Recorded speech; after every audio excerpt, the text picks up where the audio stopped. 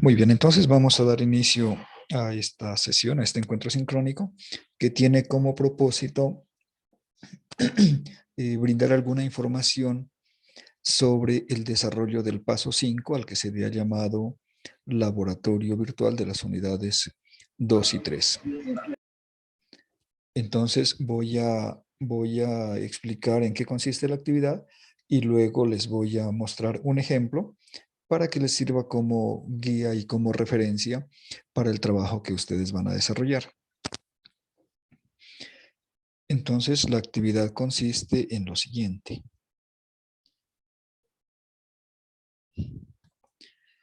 El paso 5 consiste en desarrollar 3 programas.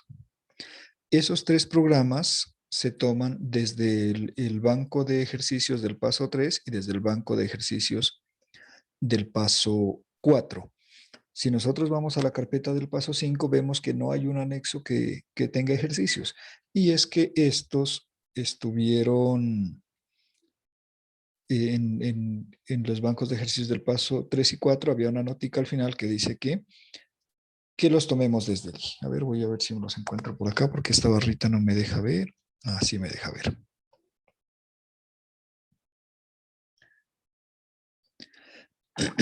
Entonces, miren, lo primero es seleccionar 2 ejercicios del paso 3. Si nosotros vemos el banco de ejercicios del paso 3, que tiene aquí 25 ejercicios, miren que en la parte final nos dice, escoja 2 problemas más diferentes a los que entregó en el paso 3, que son para presentarlos en el paso 5. Entonces, miren, ustedes escogieron 5 ejercicios para el paso 3. Supongamos que usted escogió del 1 al 5, ¿cierto? Obviamente ustedes no todos los escogieron de forma secuencial. Algunos sí, otros no. Entonces, la idea es que si usted presentó estos 5 en el paso 3, ahora tome 2 más diferentes a esos 5 para desarrollarlos para el paso 5 llamado laboratorio. ¿Listo? Entonces, de esta guía que dice paso 3, tomen 2 ejercicios, tal cual lo expresa aquí al final. 2 problemas diferentes a los que se presentaron en el trabajo del paso 3 y son para el laboratorio virtual, es decir, para el paso 5.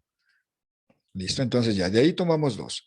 Y de acá, del banco de ejercicios del paso 4, hay que tomar 1. Si ustedes se van al final, acá dice, escoja un problema adicional para el laboratorio virtual. Entonces, de este banco de ejercicios del paso 4, seleccione 1. 2 del banco de ejercicios del paso 3, 1 del banco de ejercicios del paso 4. Y esos 3 ejercicios son los que usted va a desarrollar para el paso 5. Listo, veamos la guía del paso 5. Esta es. Sí, entonces por acá nos dicen qué es lo que tenemos que hacer. Sí, nos dicen que tenemos que desarrollar los programas.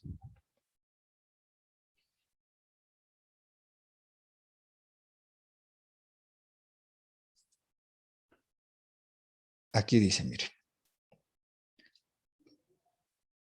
solución de varios problemas seleccionados en el paso 3 y en el paso 4, lo que les mencionaba. Sí, aquí dice varios problemas, pero en realidad son 3. 2 tomados del paso 3 y 1 tomado del paso 4.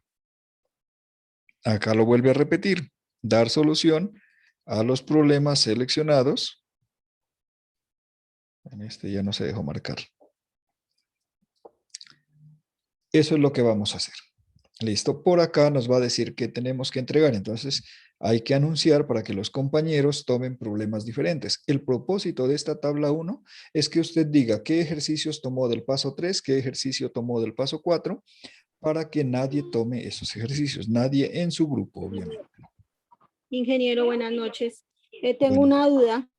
Tengo una duda. Cuando es que estuve mirando, bueno, uno mira la guía del paso 4, uno mira en el foro general de fundamentos de la programación, pero es que yo tengo una duda. Según tengo entendido, en el paso 4 se toman 3 ejercicios y de esos 3 ejercicios hay que hacer uno en el laboratorio. Pero estuve, por ejemplo, hoy leyendo lo que aparece en el foro general y ahí dice que toca tomar 3 ejercicios más otro, estoy hablando del paso 4, más otro para el laboratorio. Entonces yo quiero que su merced, si es tan gentil y me puede confirmar si en el paso 4 de los 3 ejercicios que uno les presenta a ustedes en la tarea, ahí va, de ahí sale el que se va a hacer en el laboratorio, o fuera de esos 3 hay que seleccionar otro más, porque es que en mi caso yo ya envié los ejercicios que voy a presentar en el laboratorio. Si por favor me confirmas, gracias. Sí, claro, con mucho gusto. Miren, para el paso 4,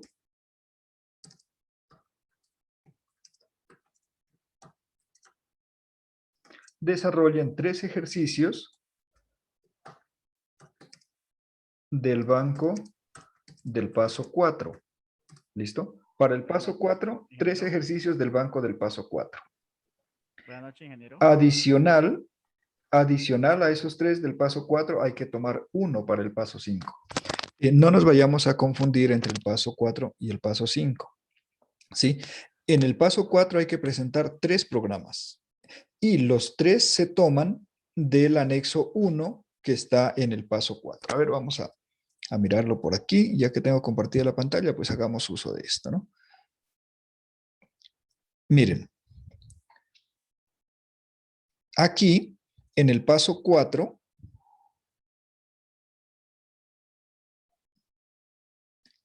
¿sí? Aquí en el paso 4 hay un banco de ejercicios, banco de problemas del paso 4. De esos toman 3 y los presentan para el paso 4. ¿Listo? Ese es el paso 4. Tome 3 ejercicios de este banco y los presenta en el paso 4. Los ejercicios son estos. ¿Listo? De aquí tome 3 y los presenta para el paso 4. Aquí está, al comienzo dice, el estudiante debe solucionar de manera individual solo 3 problemas. ¿Listo? Eso es el paso 4. Pero si ustedes vienen acá al final, dice, un problema adicional. Significa que además de los 3 que presenta para el paso 4, usted debe tomar uno diferente que va para el laboratorio virtual. ¿Sí? En otras palabras, de esta guía, usted va a resolver 4 ejercicios. 3 los va a presentar en el paso 4 y 1 lo va a presentar en el paso 5. ¿Sí? De igual manera que en la guía, en el banco de ejercicios del paso 3, desarrollamos 5 para el paso 3 y ahora tenemos que tomar 2 para el paso 5. ¿De acuerdo? Entonces, yo les escribí por aquí en el chat. ¿Dónde me quedaría el chat? Permítanme. Aquí va. Listo. Entonces, vean, serían 2 del paso 3 y 1 del paso 4. Es correcto. Lo que dice Juan Pablo es correcto. 2 ejercicios del paso 3 y 1 del paso 4. Así es. Listo. Creo que fue Astrid que me preguntó. ¿Me he explicado con claridad, Astrid? Sí, señor, sí, perfecto. O sea que en mi caso, que yo desde que empezamos esta actividad, me toca volver a ingresar y colocar otro para desarrollar en la tarea, ¿cierto? Porque pues igual ya coloqué el de laboratorio. Claro, o sea, usted en el paso 4 anunció 3 ejercicios, ¿cierto? Esos Anuncié tres, y de desarrollelos para esos el paso tres, 4. y por eso, y me tocará enviar entonces otro en el foro, el que voy a presentar en el laboratorio. Sí, así es. Ajá. Eso. Perfecto. Para el Usted lo paso entendió. 5 tome uno diferente a los 3 que tomó para el paso 4. Ok, gracias, ingeniero. Muy bien. Buenas noches, ingeniero. Buenas ¿Me noches. escucha? Sí, señor, sí le escucho. Yo tomé 3 ejercicios para el paso 4 y tomé uno distinto para el laboratorio, pero ese distinto ya alguien lo tomó, pero para hacer el paso 4. O sea, ¿no interfiere? No, señor, no. En el paso Listo. 4 usted toma 3 y esos 3 deben ser diferentes a los que los compañeros toman para el paso 4. ¿Cierto? En el Sí. paso 5 usted toma 1 y ese debe ser diferente al 1 que han tomado los compañeros en el paso 5. Pero ya con los del paso 4 ya no nos preocupamos en el paso 5 porque de lo contrario sí se nos van a repetir. Listo. Ah, Ajá. listo, ingeniero, gracias. Entonces, en el paso 5, que no se repitan. Pero con el paso 4 ya no los comparamos. Listo, señor. Perfecto. Entonces, espero que todos tengamos clara esta parte que corresponde a qué ejercicios desarrollar. ¿Listo? Si tenemos claro eso, ya podemos avanzar. Deben ser diferentes a los que desarrollamos en el paso 3 y 4. ¿Es correcto, Joaquín? Así es. Disculpe, profe, una preguntita adicional. Esos ejercicios que escojamos también tenemos que colocarlos como venimos haciendo. Yo escogí tal, tal en el foro. Sí, señor. El foro En ya el está paso 4 habilitado. hay que decir cuáles escogemos para el paso 4 y en el paso 5 también hay que anunciar cuáles escogemos para el paso 5. Ok. El foro ya está habilitado para hacer eso del paso Sí, 5. sí, sí, sí, sí está disponible. Por favor, De una vez. antes de escoger los ejercicios, ingresen al foro y miren los ejercicios que han escogido los compañeros, ¿no? Para que no vayan a repetir. Entonces, cuando vayan a escoger los ejercicios para el paso 5, revisen que estén disponibles, es decir, que ningún compañero de su grupo haya escogido para ese paso esos mismos números. Profe, una pregunta, buenas noches. Buenas noches. En el laboratorio también hay que hacer las tablas de requerimientos y diagramas de flujo. Muy buena pregunta. Me la han formulado varias veces a través de Skype.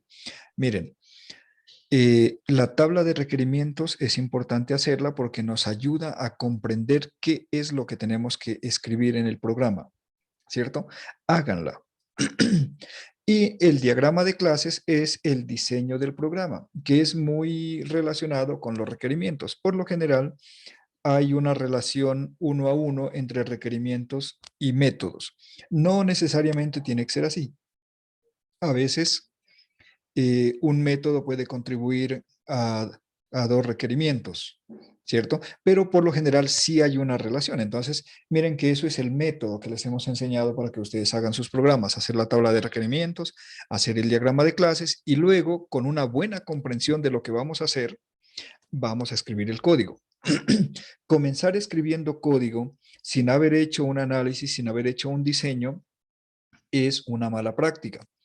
En ejercicios pequeños de baja complejidad como los que se proponen en estas guías, se puede hacer. No les voy a decir que no. Muchos dirán, yo ya lo he hecho directamente escribiendo el código y sí me ha funcionado. Sí se puede hacer, pero no es una buena práctica. Lo que tenemos que hacer es primero analizar, luego diseñar y luego codificar. De esa manera, cuando vamos a codificar, ya tenemos una idea clara de qué es lo que vamos a codificar. Entonces, miren, para el paso 4 hay que entregar normal, como hemos hecho en pasos anteriores, la tabla de requerimientos, los diagramas de clase, pantallazos del código y pantallazos que evidencian que el código funciona. En el paso 5 nos presentan un formato. Aquí lo tengo. ¿Listo? Y en este formato realmente no nos piden que entreguemos ni tabla de requerimientos, ni diagramas de clase, sino que nos piden una introducción, la tabla 1, que es qué ejercicios usted va a desarrollar, los enlaces a los videos y las conclusiones. Entonces, para el paso 5, miren, no les pide aquí el diagrama de clase y la tabla de requerimientos. Usted seguramente la ha hecho. Colóquela aquí en este cuadro donde le piden la tabla 1, coloque también la tabla 2 y coloque su diagrama de requerimientos. ¿Listo? Si ustedes no la incluyen, no se les va a bajar la nota por eso, porque realmente no lo está pidiendo aquí. Aunque en la guía sí lo menciona. Por acá en una parte de la guía pide que se entreguen los diagramas de clase. ¿Listo? Pero en el cuadrito ese realmente no le colocaron un... Vean, por acá, miren que acá sí lo pide, miren, con la consolidación del diagrama de clases. ¿Sí? Pero en este archivo no lo piden. Yo les recomiendo que coloquen la tabla de requerimientos y coloquen también el diagrama de clases. Eso evidencia, eso muestra que ustedes están siendo metódicos al desarrollar su trabajo. ¿Sí? Porque sí me parece importante que ustedes lo hagan. Buena pregunta. ¿Qué vamos a colocar en la introducción? ¿cierto? Las introducciones a los trabajos nos deben decir qué es lo que uno encuentra allí. Entonces, usted en esa introducción lo que va a hacer es decir, para este paso 5 he seleccionado tal y tal ejercicio del paso 3, del paso 4 y los he desarrollado de esta manera, ¿cierto? Utilizando unos métodos, pasando unos parámetros, leyendo por teclado, una descripción general de lo que usted hizo en este trabajo. Eso va a ser lo que hizo en lo que va a colocar en introducción. ¿Y qué va a colocar en las conclusiones? ¿Sí? En las conclusiones coloque sus aprendizajes, lo que considera un aprendizaje importante al desarrollar estos ejercicios, ¿cierto? Entonces, si usted se hizo un ejercicio, por ejemplo, donde le piden que manipular fechas, entonces usted dice, este trabajo me permitió conocer tal y tal clase que se utilizan para procesar fechas, ¿cierto? Y que tienen métodos como este y aquel que son importantes para operar con fechas. Cosas así va a colocar usted en las conclusiones.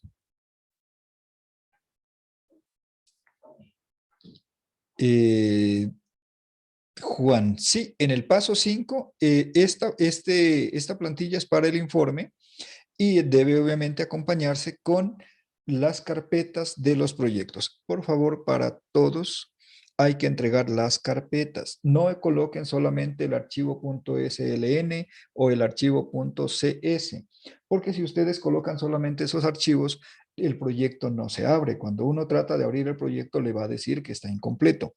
¿Listo? Deben comprimir la carpeta completa. ¿El video necesariamente tiene que ser en YouTube y en Vimeo? ¿O en mi caso, que yo presento los videos en Loom, se puede? ¿O necesariamente tiene que ser en video y en YouTube? Pues en la guía dice que sean de YouTube o que sean de Vimeo, ¿no? Yo diría que mejor los hagamos en estas dos plataformas para evitarnos cualquier dificultad que después el tutor no encuentre los videos y nos vaya a asignar una mala calificación. Gracias.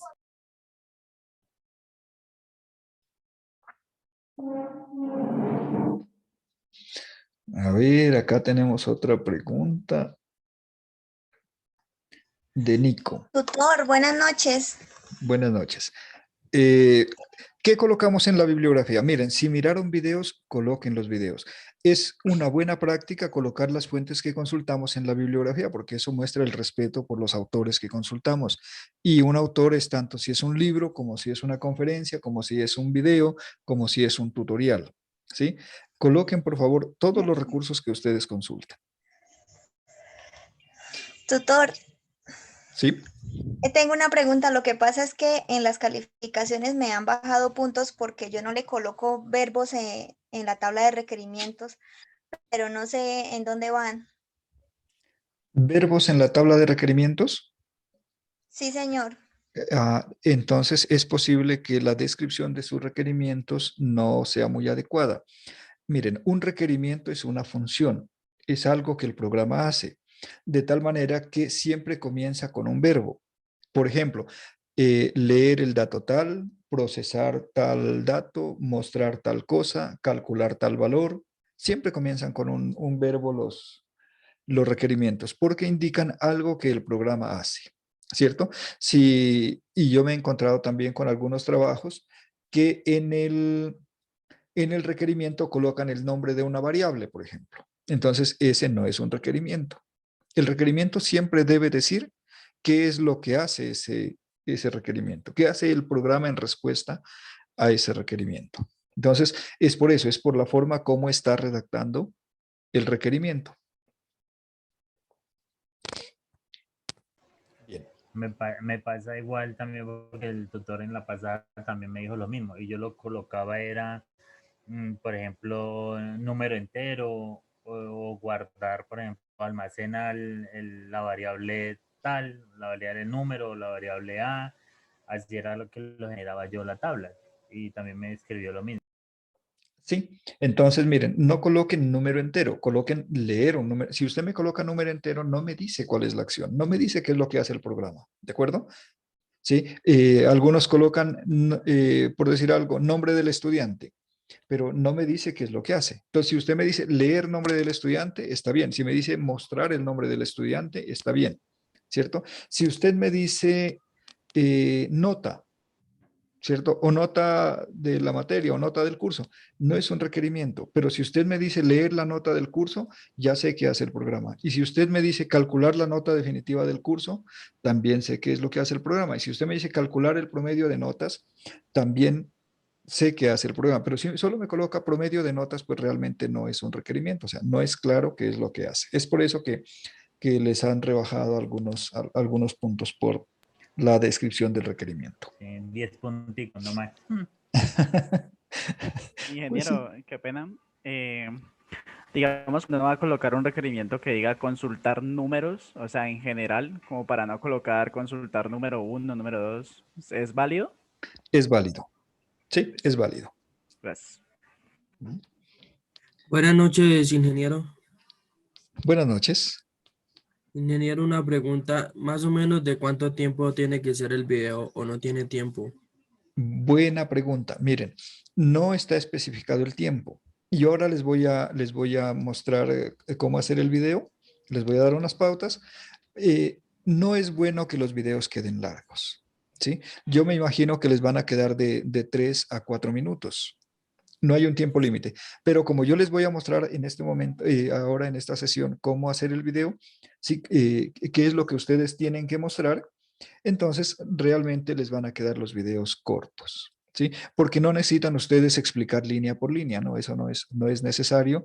Y tampoco necesitan ir haciendo el video mientras escriben el programa, porque quedan muy largos. Miren, yo he hecho en las conferencias anteriores, he ido haciendo los programas en vivo y muchos de ustedes me han acompañado en ese proceso y nos hemos tardado 40 minutos, 50 minutos en hacer un programa, por ir haciendo línea por línea y explicándolo.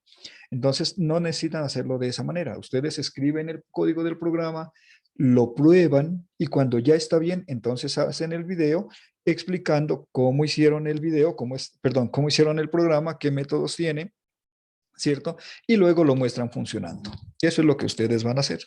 Entonces el video no les debe quedar muy extenso. Disculpa, otra pregunta. ¿En un solo video se explican los 3 ejercicios, los 3 problemas o en todos los problemas cada su video? Un problema, un video, un problema, un video. Por favor, hagan un video para cada ejercicio. Lo voy a colocar en el chat para que quede porque me gusta que quedan claro. ¿Listo? Ok.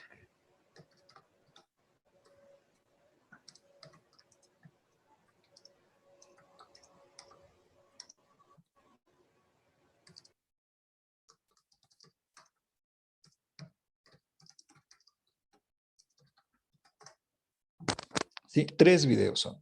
Uno por cada programa.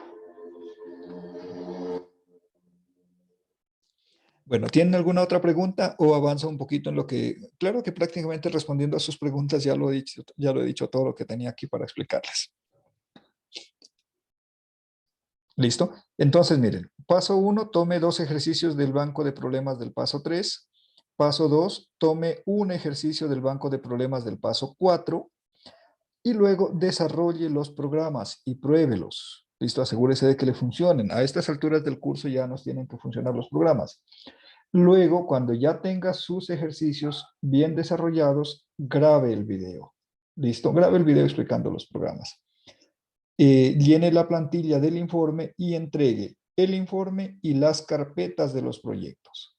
¿Sí? En el informe aquí le piden que coloque enlace de los videos. Entonces allí usted va a incluir los enlaces. ¿Sí? Por favor, asegúrense de que el video esté publicado, porque me ha pasado que suben los videos y ustedes, pues como están en su cuenta, están autenticados en la plataforma, los pueden ver, pero el público no. Entonces, por favor, asegúrense de que el video esté de acceso público, ¿sí? Para que el tutor y cualquier otro pues los pueda ver. Ah, hay otra cosa que tienen que tener en cuenta. En el video se debe mirar quién habla. ¿Sí? Grábenlo de tal manera que se mire que se pueda verificar que son cada uno de ustedes, cada estudiante, el que está presentando el video. Juan Pablo, cuénteme. Buenas noches. ¿Escucha, profe? Sí, señor. Profe, no que pues lo que suelo hacer es grabar primero una introducción con mi cara, ¿no? Con el rostro. Y después ahí si muestras puro la pantalla. ¿Eso también es válido o toca dejar la carita Eso pequeña? también es válido. Y eso también es válido. Usted se presenta, deja que lo miren y luego sí puede ya quitar la imagen, la cámara y mostrar solamente la pantalla. ¿Sí? Ah, Eso es válido porque resulta que cuando usted se presenta, pues ya se escucha su voz y luego no mira que es la misma persona la que está describiendo el programa. Entonces sí lo puede hacer de esa manera. ¿puedo Eh, reciclar la intro? ¿Perdón? ¿Puedo reciclar la presentación? O Sí, sea, sí ese puede. video que digo, ¿lo puedo reciclar para los 3 videos? Sí, sí puede, claro. Sí, puede Ah, hacer ok. la misma Muchas gracias, profe. presentación. Ah, Muchas gracias. muy bien. Sería maravilloso poder hacerlo con Screencast. Sí, pueden utilizar Screencast o cualquier otro programa que ustedes utilicen para generar los videos. Bueno, voy a retomar entonces mi presentación. Ya está aquí. Entonces, miren, a ustedes les toca hacer un videito. Yo les he preparado un programa de ejemplo para que ustedes lo hagan de manera similar. Y el programa de ejemplo es este, miren. Es un programa para implementar un juego que tiene las siguientes características.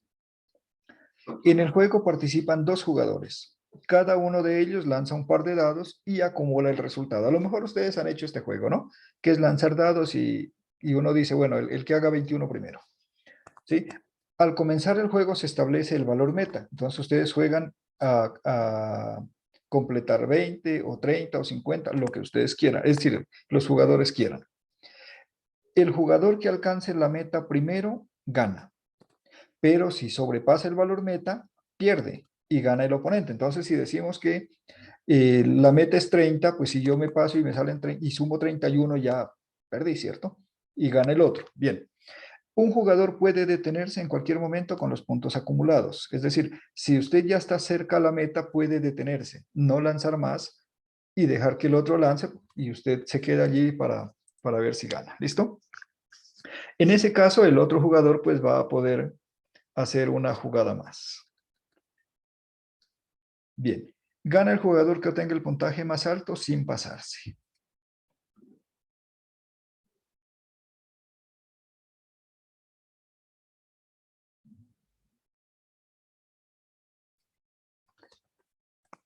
Entonces, miren, su video debe comenzar con esto. ¿Listo? Esto es lo que van a hacer de primero. Presentar el ejercicio que van a solucionar. Siempre hagan la presentación. Entonces, en este ejercicio voy a desarrollar en este video voy a desarrollar el ejercicio 5 del paso 3 que dice lo siguiente y lo presenta, ¿cierto? Y luego sí presente la solución. Entonces, miren, para este ejercicio tenemos la siguiente tabla de requerimientos. Requerimiento 1, determinar el valor de la meta. Requerimiento 2, simular el lanzamiento de un dado. ¿Cierto? Tenemos que simularlo, pues no podemos lanzarlos, pero sí lo simulamos. Requisito 3, acumular los resultados. Requisito 4, reportar los resultados después de cada lanzamiento. Requisito 5, dar opción a los jugadores de detenerse en cualquier momento. Y determinar quién gana el juego. Esos son los requisitos. El diseño de nuestro programa. ¿Sí? Para este programa, para este ejercicio, necesitamos 3 clases. Necesitamos la clase dado, que nos debe generar un resultado. Necesitamos la clase jugador, ¿cierto? Porque es el jugador el que lanza los dados y va acumulando el resultado. Y necesitamos la clase juego, que es el evento de jugar, ¿cierto? Que es el momento en que se juega. Entonces, miren, tenemos la clase dado que tiene un resultado, que es un entero, y tiene un aleatorio, que es un tipo random, para simular el lanzamiento de un dado, y los métodos generar resultado y get resultado. En la clase jugador tenemos un nombre, tenemos unos puntos, tenemos un estado, que es booleano, que significa si está activo o no activo, es decir, si va a lanzar o no va a lanzar, y este jugador tiene 2 dados, dado 1 y dado 2, que son objetos de la clase dado. Y luego tenemos los métodos set, los métodos get, y tenemos el método lanzar dados y un método que nos permite establecer si el jugador quiere parar. Entonces él puede parar. Y en la clase juego tenemos la meta, que es un entero, tenemos jugador 1 y jugador 2, que son de la clase jugador, y tenemos el método setMeta, el método es set jugador 1, set jugador 2 y el método jugar. ¿Listo? Y en nuestro diagrama pues hemos utilizado relaciones entre clases. La relación entre jugador y dado es una relación de uso, ¿cierto? ¿Qué significa? Que el jugador utiliza los dados en el método lanzar dados. Mientras que la relación jugador y juego es una relación de agregación, porque el jugador es parte del juego, es decir, es parte de la estructura del juego. Es un juego con dos jugadores. Muy bien.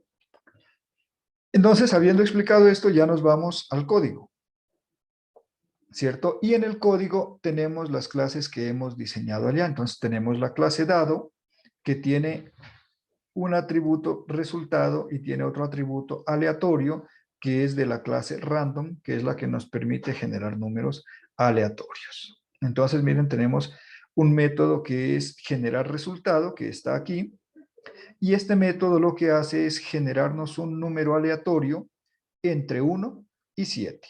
Y tenemos el método getResultado, que es el que nos va a permitir saber desde fuera, desde otra clase, cuál ha sido el resultado de los dados. Eso es todo lo que hace la clase dado. Tenemos también la clase jugador, y el jugador tiene los atributos que miramos allá, nombre, puntos, estado, y tiene dos dados, que son de la clase dado. En el método constructor instanciamos los dados, como son una clase, los instanciamos, y los atributos que son tipos de datos básicos, los inicializamos. Aquí tenemos los métodos get, los métodos set, y luego tenemos el método lanzar dados. Entonces, en el método lanzar dados, ¿qué hacemos? Como tenemos dos dados y esos métodos tienen y esos dados, como son de la clase dado, tienen un método getResultado, todo lo que hacemos es invocar ese método para obtener un valor aleatorio que corresponde al resultado del dado. Y simplemente guardamos y mostramos. ¿Sí? Tenemos el método puede parar, que todo lo que hace es preguntarle al jugador si quiere parar. Y si quiere parar, pues establece su estado en falso. Entonces, hemos explicado la clase dado, la clase jugador, perdón, y ahora nos vamos a la clase juego. La clase juego, ¿qué tiene? Tiene una meta y tiene dos jugadores, jugador 1 y jugador 2, que son de la clase jugador. Como tenemos atributos de tipo objeto, entonces necesitamos instanciar estos objetos en el constructor del juego. En el constructor del juego creamos los dos jugadores, ¿sí? Y les enviamos, por cierto, un valor semilla para los dados. Establecemos la meta, establecemos el jugador 1, establecemos el jugador 2, que todo lo que hacemos es darle un nombre, y ahora sí, a jugar. ¿En qué consiste el método jugar? Mira, si el jugador 1 está activo, es decir, si el estado está en true, ¿qué hace? Pide que presione una tecla para que el jugador lance. El jugador va a lanzar los dados. Aquí podemos ver que tenemos el método lanzar dados, ¿sí? Y luego vamos a invocar el método puede parar. Entonces, si al jugador le faltan menos de 12 puntos, que es lo máximo que pueden dar los dados, él ya se puede parar. Si él decide pararse, entonces colocamos el estado del jugador en falso. Lo mismo hacemos para el jugador 2, ¿cierto? Tanto el jugador 1 como el jugador 2 lanzan los dados y pueden pararse dependiendo del resultado. Y luego mostramos los resultados de los dos jugadores. Termina nuestro ciclo de juego, es decir, aquí ya termina ellos de hacer los lanzamientos y simplemente vamos a mostrar cuál de los dos es el ganador. Entonces, si el jugador 1 llegó a la meta o está por debajo y a la vez tiene más puntos que el jugador 2, es el ganador. o en el caso de que el jugador 2 se haya pasado de la meta, entonces gana el jugador 1. Y las mismas condiciones evaluamos para el jugador 2. Bien, entonces aquí está la clase dado, la clase jugador, la clase juego, y todo esto, miren, lo vamos a trabajar desde la clase program. Entonces, en el método main, ¿qué hacemos? ¿Sí? En el método main vamos a crear un objeto de tipo juego, es decir, vamos a crear un juego, ¿cierto? Cuando creamos un juego ya, dentro del juego se crean, se inicializan los dos jugadores, el jugador inicializa sus dos dados, así que ya no nos tenemos que preocupar por ellos. Y lo que hacemos ahora es establecer la meta, establecer el jugador 1, establecer el jugador 2 y jugar. Eso es lo que hacemos desde el método main de la clase program. Creamos el objeto juego, inicializamos la meta, inicializamos los jugadores y a jugar se ha dicho. Vamos a ver cómo funciona.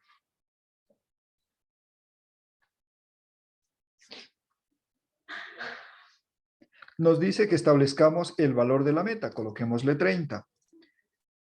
El nombre del jugador 1, José. El nombre del jugador 2, Juan. Listo, inicio del juego. Dice, presione Enter para que lance José. José lanza y con el dado 1 obtiene 3, con el dado 2 obtiene 5, total 8 puntos. Presione Enter para que lance Juan.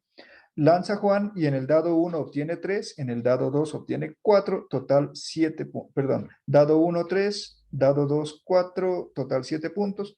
Resultado actual, José tiene 8 puntos, Juan tiene 7. Presionamos Enter para la siguiente ronda. Presionamos Enter para que lance José. Ahora obtuvo pares, 3 y 3. Y en total suma 14 puntos. Que lance Juan, él obtiene 3 y 5, en total va 15 puntos. Siguiente ronda, lanza José y obtiene 3 y 1, no le fue tan bien, total 18 puntos. Lanza Juan, obtuvo 3 y 6, total 24 puntos. Como la meta es 30 puntos, Juan ya podría pararse, ¿cierto? Quedarse en 24, porque si lanza los dos dados puede pasarse, pero le vamos a decir que no se quede. ¿Listo? Entonces el estado actual está 18 y 24. Se fue a la siguiente ronda. ¿Listo? Lanza José, saca 5 y 5, eso da 10, y suma 28. ¿Listo? ¿Quiere detenerse? Sí, que se detenga. Entonces va a lanzar Juan y obtiene 3 y 2. Este Juan iba en 24, ahora obtiene 5. Entonces quedaron, mire, ahí ya se acaba porque Juan se detuvo. Entonces queda en 28 para José, 29 para Juan.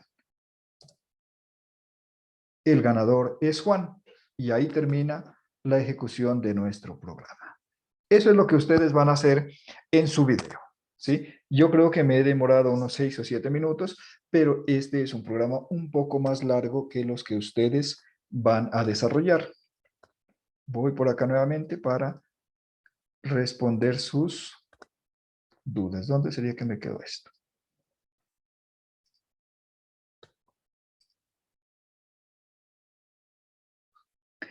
¿Nos puede compartir el código? Sí, claro, con mucho gusto. Yo les voy a compartir la presentación y les voy a compartir el código. Miren, el código le voy a pedir al ingeniero Rolando que lo comparta en la entrada que él hace en el foro de noticias en el curso. Él allí coloca los enlaces a las grabaciones. Le voy a pedir que allí mismo suba la carpeta con la presentación y con el código del programa. Con mucho gusto para que ustedes se guíen. Es más, se los voy a mandar el código en PDF para que así ustedes hagan el ejercicio de escribirlo y así lo entiendan y de paso lo jueguen. Bien, ¿qué otras preguntas hay? Bueno, doctor, Hola. disculpe, yo tengo una preguntita un poquito salida de esta actividad. Cuente.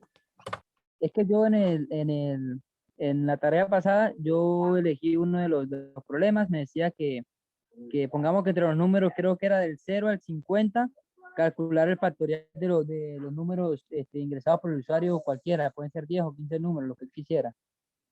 Pero yo tuve un error, que no sé por qué después de 20 llegaba al factorial llegaba al factorial de 20 y de ahí en adelante, como eran números más grandes, no me aparecía 0. ¿Qué podría hacer ahí para que me salgan más decimales? Sí, mire, ese problema se llama desbordamiento numérico. Seguramente usted tenía, ¿qué tipo tendría? ¿In o long? Tal vez para llegar hasta 20 debió tener usted un long. Sí, ese problema se pasa. Creo que era int, creo que era int. In, bueno, pero no, int se le desborda en 15. El factorial de 15 de ahí para arriba se desborda. Ya, Mire, sí. ese Ya. problema se llama desbordamiento numérico. Lo que pasa es que los tipos de datos tienen un límite en su capacidad de almacenamiento, ¿sí? Y resulta que el factorial es una operación que genera números muy grandes. Entonces, si usted llega a 15, el resultado es un número con muchísimos dígitos, ¿sí? Entonces, hasta allí más o menos alcanza el tipo int. De ahí para arriba hay que utilizar el tipo long, pero incluso el tipo long se va a desbordar, porque el factorial de 50 es un número con muchísimos dígitos. ¿Sí? Entonces, para operar con números más grandes, habría que utilizar un tipo de dato que tenga más bytes. ¿Sí? Y en este caso, creo que hacerlo hasta donde alcance long estaría suficiente. Para que alcancen datos más grandes se puede utilizar el tipo de datos ulong, que es el que suprime los datos negativos y solo queda positivos, ¿no? Es que los tipos de datos numéricos van desde el menos hasta el más. Por ejemplo, los int2, los int de 2 bytes van desde menos 32.767 hasta más 32.768. O sea que en total tienen 65.000 y pico de números posibles, ¿cierto? Entonces, si yo le coloco la U para que le quite el signo, ya no iría desde menos 32.000 y pico hasta más 32.000 y pico, sino que iría desde 0 hasta 65.000. Entonces, el tipo ulong da una capacidad de almacenamiento mucho más grande, pero ya no admite negativos. Ahora, como el factorial nunca es negativo, pues está bien. ¿Sí? Pero ese es el problema que se presenta en el cálculo del factorial. Yo a los estudiantes en Skype, creo que fue, les recomendé que hagan el ciclo solamente hasta 20 para evitar ese problema, ¿no? Porque una vez que usted puede calcular el factorial de 1 a 20, igual lo puede calcular de 1 a 100 o de 1 a 500, porque todo lo que hace es cambiar el límite en el ciclo. Entonces cambio int por long. Correcto, pero me parece que incluso con long no le alcanza hasta 50, entonces le tocaría ulong. Por ejemplo, acá hay uno de los ejercicios que estoy revisando otra vez para hacer la actividad. Dice que debo diseñar el listado de los 50 primeros números enteros positivos que requiere conocer el factorial de cada uno de ellos. O sea, como hacer una tabla en la cual cada número 1 a 50 Una muestra el tabla de factorial. factoriales, sí. Pues, ¿ese long me podría servir para eso? Sí, pero Dainer ya me está dando un dato que con long solamente llega hasta 24. ¿Listo? Y luego se 24. desborda. Entonces, miren, mis recomendaciones no lo hagan hasta 50, háganlo solamente hasta 20. El tutor cuando Hasta escribió el ese máximo que me ejercicio, permita, hasta el máximo que me permita. sí, o hasta 22. Miren, el tutor cuando hizo el ejercicio no tuvo en cuenta el desbordamiento numérico. ¿Listo? Pero si ustedes hacen el ejercicio de 1 a 20, ya está bien, porque hacerlo el ciclo de 1 a 20 o hacerlo de 1 a 50 es igual. Entonces, Ya, hágalo con long y hágalo solamente hasta 20. No pasa nada, ahí está bien. listo. Hasta 20 o hasta donde me llegue, entendido. Muchas gracias. Bueno,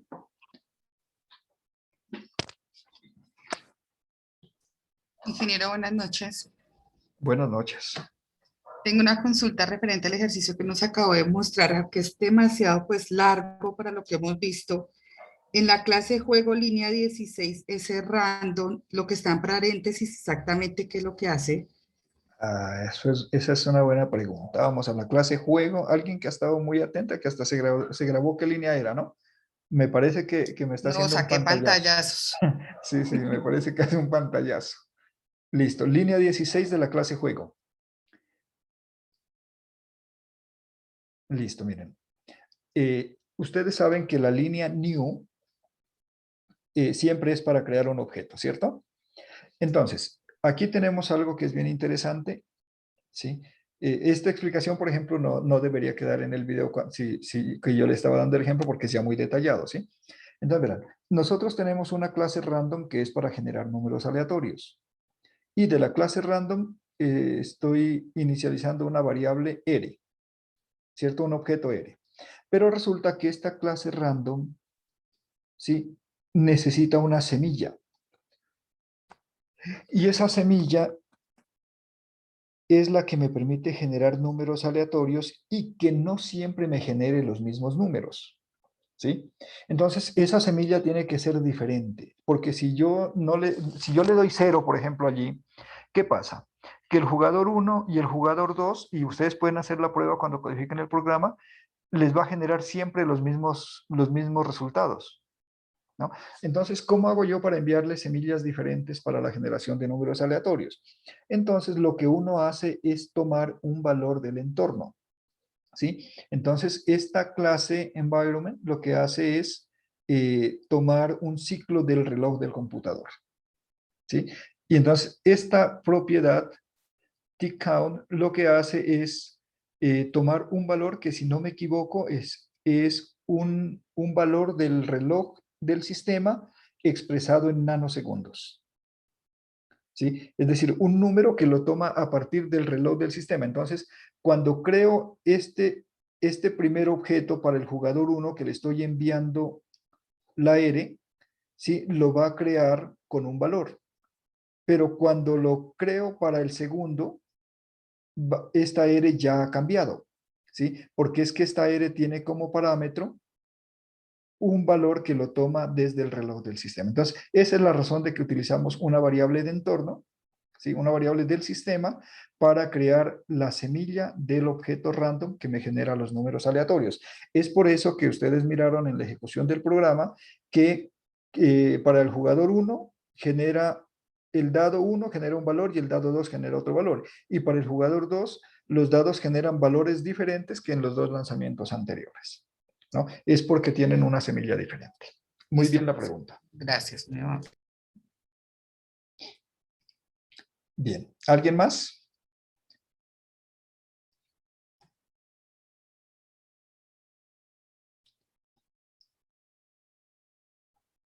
Bueno, voy a dejar de compartir. Ingeniero, yo tengo una inquietud. Lo que pasa es que yo no he podido entender todavía, no sé si de pronto su merced me pueda explicar. Resulta que yo tengo que realizar un ejercicio que dice que tengo que a un número que ingresado me le saque el cuadrado, el cubo y la raíz cuadrada. Hasta ahí no hay problema. El problema es cuando yo tengo que generarle la tabla de multiplicar cuando la respuesta a la raíz es un entero.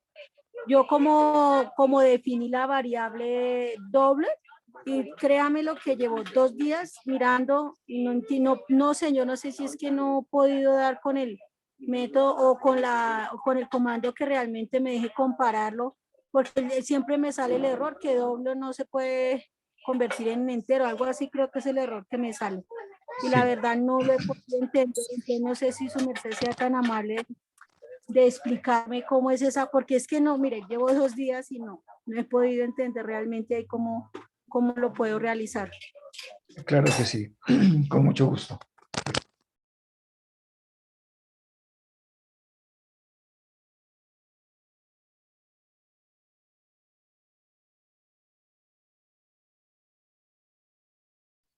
Si yo tengo una variable declarada de tipo real, ya sea float o double, ¿sí? Esa variable o ese atributo siempre va a tener valores decimales.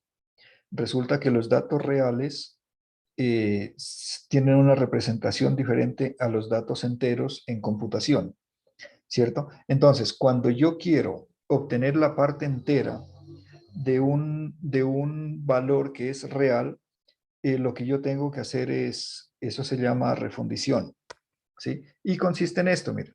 Digamos que yo tengo un float X, ¿sí? Y a ese float X le voy a dar el valor de 5.4. Todos miran lo que estoy escribiendo en el chat, ¿verdad? No, señor.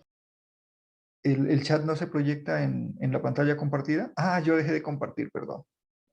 Ya les vuelvo a compartir. ¿Dónde estaba?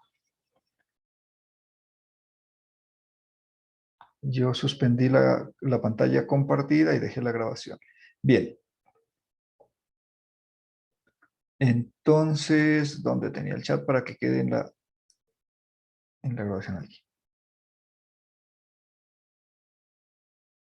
Carolina, ahorita le respondo a su pregunta. Miren, aquí les escribí, supongamos que yo tengo float x igual a 5.4f, ¿cierto? Entonces, ¿cómo hago para obtener la parte entera de ese valor? Entonces voy a decir que en la variable y, que es de tipo entero, esto es importante, tiene que ser entera, porque si no, pues obviamente me va a tomar las décimas, ¿cierto?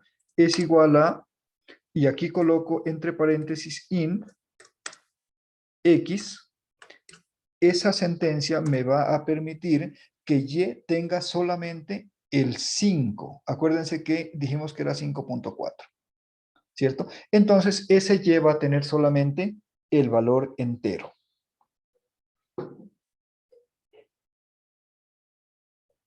¿Listo? Entonces, allí usted ya puede comparar si la raíz es que el ejercicio dice que saber si la raíz es entera, ¿cierto? O tiene parte decimal, ¿cierto? Entonces, miren, ¿qué pasa? Pero a ver, según tengo entendido y lo que he leído, cuando uno va a sacar la raíz cuadrada, uno aplica obviamente la librería de match con SQRS, que necesariamente me pide que tiene que ser una doble, ¿sí? Es Su merced correcto. el ejemplo es con un float. Es igual. Mi pregunta es, no, porque es que yo también lo he hecho con el tema del float. Si, por ejemplo, declaro el atributo, pues el float, digámoslo así, resultado de la raíz, siempre me va a salir lo mismo. Entonces, pensé que de pronto, o sea, si yo declaro a la respuesta de raíz cuadrada float, sí puedo hacer No, eso. no, Que no, su no, merced- no, no, no, no. Utilice usted double. Mm, Voy a utilizar double x igual a 5.4. ¿Listo? Supongamos que a esa variable le estoy colocando 5.4 y voy a decir que int y es igual a tomar la parte entera de x. ¿Sí? Entonces, ¿cuánto vale y? Vale 5. ¿Cierto? Pero hasta allí yo no sé si la raíz fue entera o fue real, ¿cierto? Entonces, ¿qué es lo que hago? Miren, si yo hago esto y yo digo que y es igual a y al cuadrado. Profe, disculpe, ¿está en visual? En visual, no. No, que lo que estoy viendo es diapositiva y creí que estaba, de pronto era explicando un código. No, estoy en el chat, nomás lo estoy escribiendo.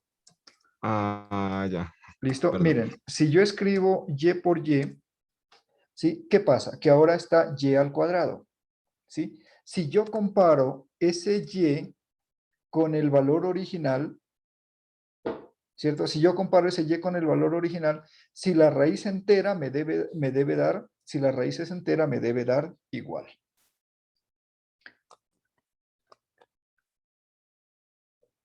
¿Listo? Supongamos, miren, supongamos que yo calculo la raíz de 10. Voy a decir que double x es igual a raíz de 10. ¿Cierto? Lo estoy haciendo en español. ¿Cuánto es la raíz de 10? ¿Sí? Entonces, x va a ser igual a 3 y algo. No lo voy a hacer con calculadora, pero supongamos que sea igual a 3.3, por decir algo, ¿no? El resultado es que esa x va a ser igual a 3.3. Si yo digo que y es igual a tomar la parte entera de x, ¿cuánto vale y? Y es igual a 3, ¿cierto? Y si esa y yo la elevo al cuadrado, ¿cuánto vale y ahora? Y es igual a 9. Ahora, si yo pregunto si x es igual, perdón, si y es igual a 10, ¿qué me va a decir?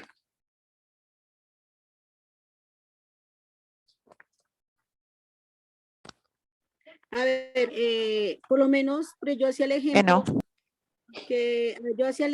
que, por ejemplo, tomaba, por decir, 16, ¿sí? Porque ya, pues, tengo esa pequeña tabla que es la que me tiene cabezona. ¿Qué pasa? Por ejemplo, yo tomaba el ejemplo cuando, por ejemplo, la raíz cuadrada es 16, tiene que mostrarme la tabla de multiplicar. Pero si la raíz cuadrada es de 2.5, porque según por lo que yo estoy viendo, no sé si estoy confundida, lo que su merced está haciendo es convirtiéndome ese decimal en el entero y no. Ahí dice que si el resultado no es decimal, me genere la tabla de multiplicación. Esa es mi confusión, o no sé si es que... Si el resultado es entero, ¿no? Si el resultado es entero. Exacto. Entonces, Entonces, yo no mire, sé si es que estoy si malita, yo pero tomo esta condición, acá, ¿dónde sería que la dejé? Y me da verdadero, aquí es donde tengo que mostrar la tabla de multiplicar. ¿Sí? Si al tomar la parte entera de la raíz cuadrada y elevarla al cuadrado me da igual al valor original, debo mostrar la tabla de multiplicar, porque es que y es la raíz entera.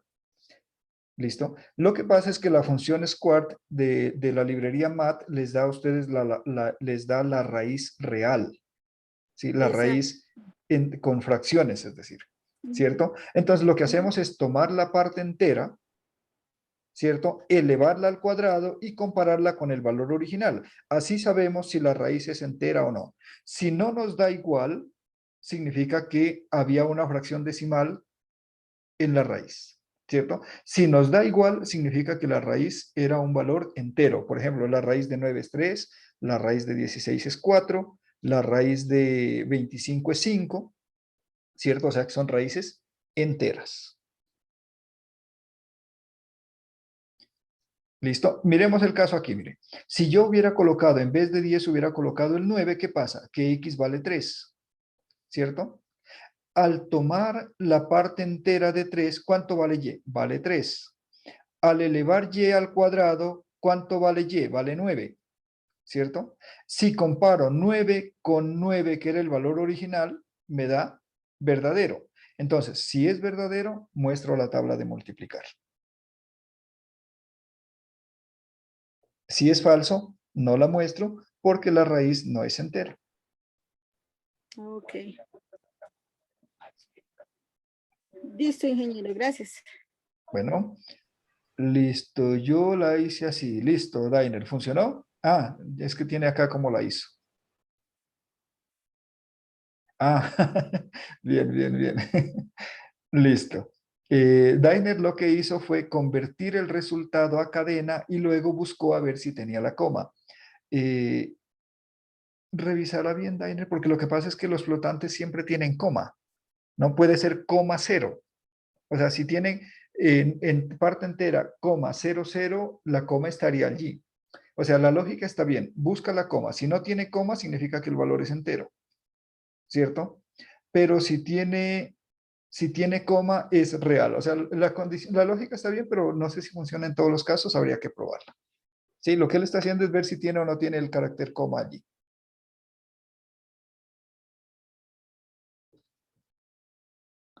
Convirtió la raíz. Ah, la restó en vez de elevarla al cuadrado, la raíz la restó. No, pero la raíz sola no. Ah, ya, la restó al número real. Sí, está bien. Ajá. También funciona. Si toma la parte entera y la resta a la raíz, ¿cierto? Y le da 0, significa que es entera. Si no, le va a sobrar un puchito allí. Bien. En el chat le mandé como lo hice yo. A ver, Creo que veamos. es más sencillo, pienso yo. Listo. Calcula la raíz.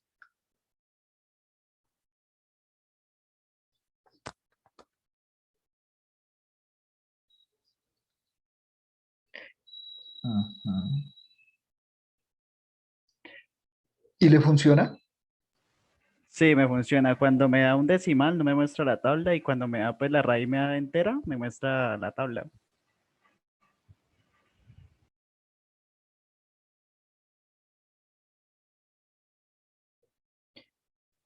si número módulo 0 sobra 0, si número módulo 1 sobra 0. Si la Ajá. aprobó, está bien, porque tengo mi duda, ¿sabe por qué? Porque es que la operación módulo solo opera con números enteros. No, pero como yo declaré la variable y, o sea, no sé, pero a mí me funciona. Si usted la probó y le funcionó, está bien. Yo le pondría mi duda y no he hecho la prueba con este método, ¿sí? Porque número, Sí, eh, porque si módulo raíz, 1 debe sobrar algo, ¿no? Es decir, la duda que tengo es si se calcula el módulo sobre una variable double, porque el módulo es un operador que funciona con números enteros. Si el operador toma solamente la parte entera, le va a funcionar. Esa parte de x menor o igual a 10 no es necesaria, ¿no? Pues eso es para la tabla, claro. Para que solamente me muestre hasta el 10. A ver. Ya. O Ya, sea, ya, la es que primera, ya lo la entendí. Sí, primera, usted está haciendo en el mismo ajá, ciclo, está colocando la condición del... Ajá. de que muestre la raíz, Sí, sí. o sea, que sea entera Esa es una condición un poco complicada, ¿cierto? ujú, Creo que a algunos les causaría dificultad. Allí lo mejor sería colocar la evaluación de número módulo 1 con un if. Y si ese if se cumple, entonces hace el ciclo para mostrar la tabla, para que tenga una sola condición para mostrar la tabla y una sola condición para determinar si la raíz es entera o no. ¿Sí? Usted la tiene allí las dos juntas. Ese tipo de condiciones es un poquito más difícil de establecer, pero sí está bien. pero, pero listo, pues de todas maneras en la calificación no afectará, ¿no? O sea, No afecta. Lo que pasa es que usted aquí en lo que tiene, esta condición se evalúa 10 veces, ¿no? Se evalúa 10 veces, mientras que si usted la coloca en un if, la evalúa una sola vez y después hace el ciclo que muestra la tabla de multiplicar con sus 10 productos. ¿Listo? Entonces, esto no es muy recomendable, no es muy eficiente, por lo que está obligando a hacer esta operación 10 veces y solo necesita hacerla una vez, pero sí le funciona. Muy bien. listo, profe, gracias. Ok. Bien, me gusta ver que han cacharreado y han sacado diferentes soluciones. Carolina, a ver, dice eso. Julit sacó.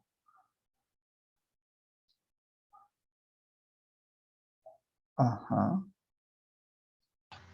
Hola, ingeniero, qué pena. Sí, es que soy Carolina, la intérprete de la estudiante sorda. Juliet ya estuvo pues hasta la mitad de la grabación, pero se tuvo que retirar. Yo te quería pedir el favor si tú me lo puedes enviar a la grabación a mi correo para yo poder terminar de hacerle el servicio de interpretación a ella, pues para que tenga toda la información que tú estás dando. Sí, claro que sí, Muchas con mucho gracias, qué gusto. pena Con mucho interrumpirlo. gusto, claro que sí. Ok, Muchas gracias, feliz noche a todos, hasta luego. hasta luego.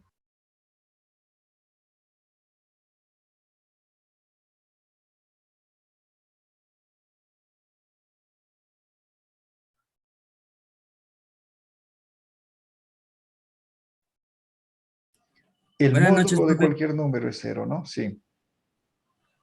Buenas noches. Pregunte con confianza. Ingeniero, una pregunta. ¿Su merced esta grabación la envía al correo? Miren, esta grabación la publica el ingeniero Rolando en el foro de noticias en el aula. Por favor, ahí busquen. En el foro de noticias en el aula están los enlaces a las grabaciones de todas las conferencias que hemos hecho.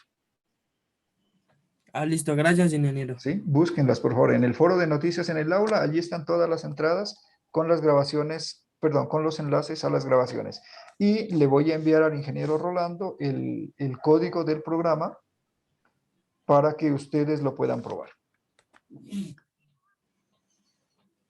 Listo, gracias, ingeniero. Muy bien. ¿Alguien más tiene alguna pregunta? Juan Pablo tiene la mano levantada. ¿Sería que se le olvidó bajarla o tiene alguna pregunta?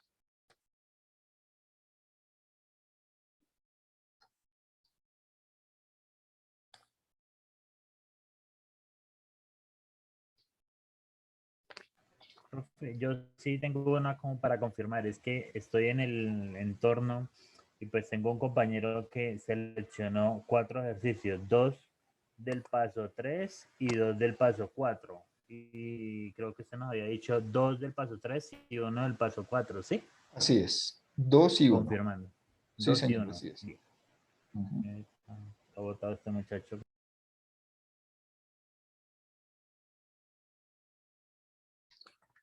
Bien, ¿alguien más?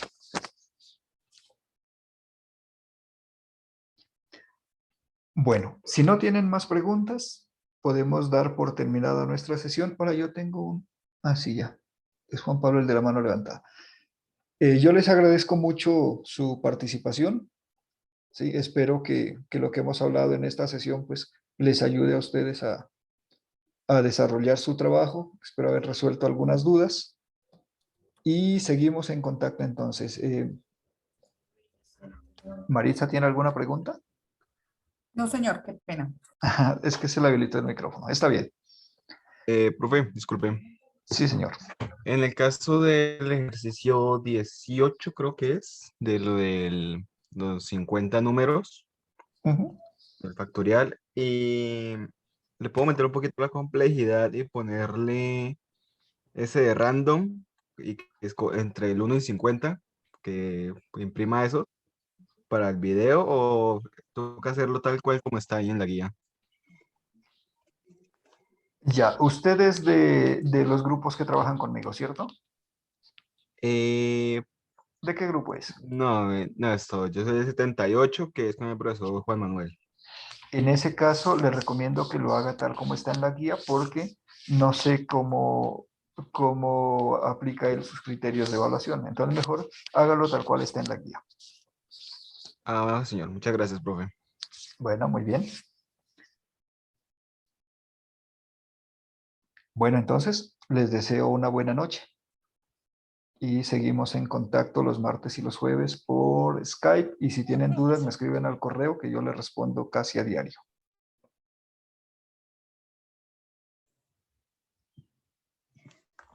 Feliz noche, profe. Hasta luego. Hasta luego. Muchas gracias, ingeniero. Hasta luego. Que esté bien. Muchas gracias.